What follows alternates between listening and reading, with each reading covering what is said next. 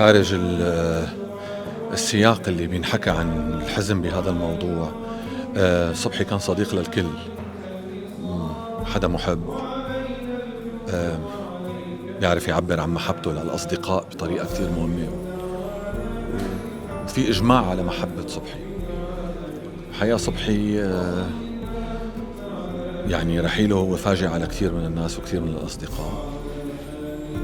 هو كان محارب على كل الصعود، يعني كان دائما حدا، هو عصامي صنع نفسه بنفسه، وكان دائما بيحاول يصنع هيك لنفسه لحالته حضور مميز خاص بالحضور الإعلامي، بالشكل أو بالبصمة والهوية اللي حققها واللي عملها.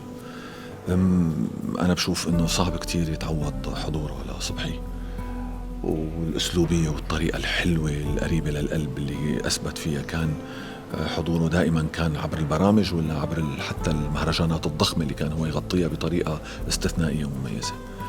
الله يصبر أهله والله يصبر قلوب أصدقائه. وأنا والله ما بدي لك قديش أنا حزين، لأنه صبحي كان صديق كتير قريب وفاجعة إلنا.